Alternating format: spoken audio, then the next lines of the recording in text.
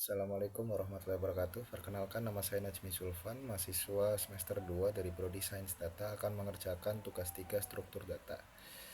Pertama-tama, ini soalnya buatlah program pencarian menggunakan algoritma DFS dalam bahasa Java dengan 7 nodes A1 sampai A7. Ini kan pencarian angka n pada graf tersebut dengan DFS. Jelaskan tahap demi tahap. Yang kedua, menggunakan algoritma BFS dengan cara yang sama. Oke. Di sini saya sudah membuat kodenya. Kita akan coba pertama dengan vertex awal 2 dan vertex awal 0 dengan graf DFS. Kita run. Nah, ini hasilnya. Dari 2 ke 5 ke 1 3 0 4 6. Lalu yang dari 0 0 1 3 4 6 2 5. Untuk yang BFS saya juga sudah buat. Kita coba. Nah, ini untuk yang BFS. Oh, ini belum diganti BFS nya.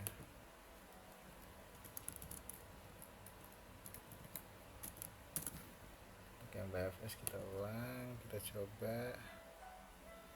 Nah, untuk yang BFS dari vertex awal 2 juga 256 1340. Untuk dari yang 0 01 23 456.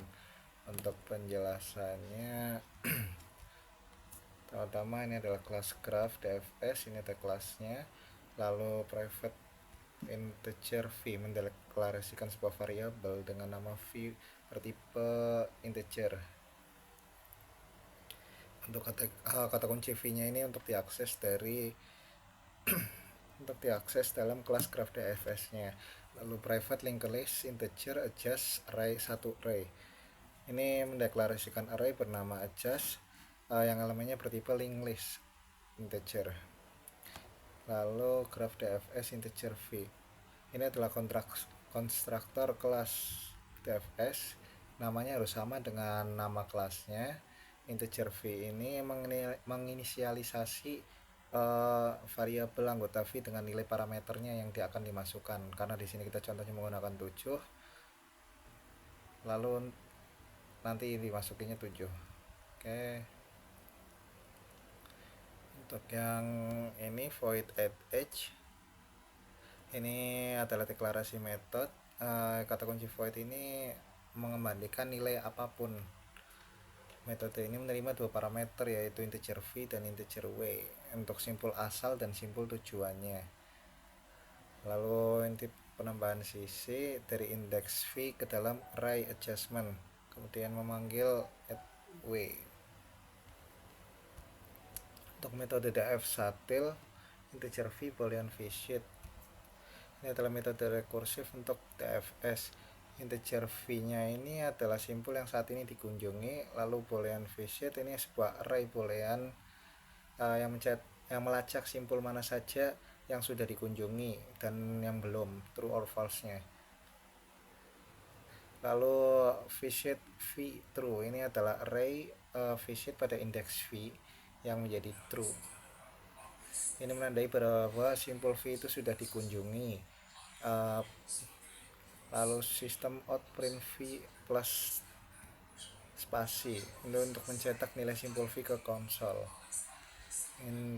Iterator integer i adjust v list iterator. Ini untuk mendapatkan sebuah iterator dari linked list yang berisi tetangga-tetangga simpul v. Lalu while i has next, ini ada loop. Ini while loop yang berjalan untuk mengambil elemen berikutnya dari iterator, yaitu simpul tetangga. Lalu if-nya ini ada if visit n. Ini adalah conditional if jika nilai visitnya false, yang boolean visitnya ini false, maka simpul tetangganya itu belum dikunjungi. Misal dari 0 ke 1 ke 2 ternyata 2 belum dikunjungi, maka akan menghasilkan false di sini. Lalu void dfs integer v, ini metode pembungkus yang digunakan user untuk memulai penelusuran DFS-nya. Lalu boolean visit new boolean v, ini array boolean yang baru dan kosong setiap dipanggil. Untuk tf-satil vvisit ini proses rekursif DFS untuk memanggil tf-satil pertama kali dengan v sebagai simbol awal. Lalu di sini adalah kode utamanya, yaitu graph DFS. Kata kunci ini membuat kelas intens baru graph DFS dengan node yang ditentukan, yaitu node 7 di sini. Untuk g.h ini untuk pada objeknya untuk membangun struktur graf untuk menambahkan sisi-sisi. Lalu di sini sistem outprintnya DFS tag awal 2 dan 0 ini di sini untuk menampilkannya. GDFS ini untuk memulai dari vertex berapa. Misal memulai dari 2, hasilnya akan seperti ini. Lalu untuk yang graph PFS itu kodenya kurang lebih sama, yang membedakan hanya di sini graph PFS-nya, yaitu kelasnya. Hanya nama kelasnya saja yang berbeda.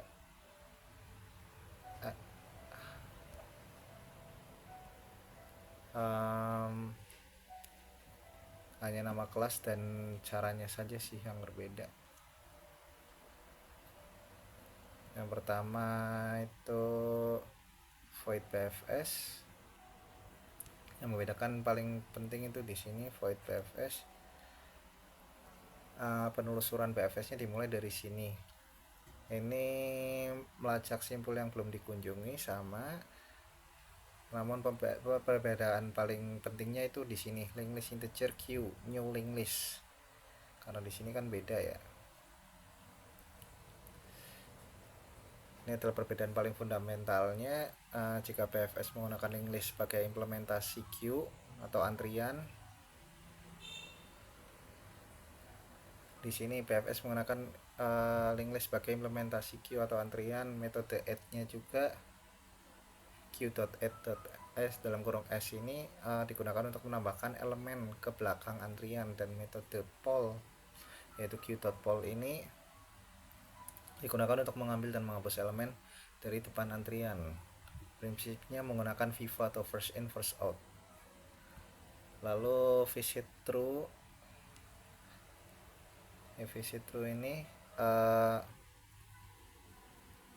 menandai simpul awal S sebagai dikunjungi. Q.add ini juga menambahkan simpul awal ke dalam antrian. Ini adalah loop utama dari PFS-nya. Loop ini akan selalu berjalan jika antrian tidak kosong.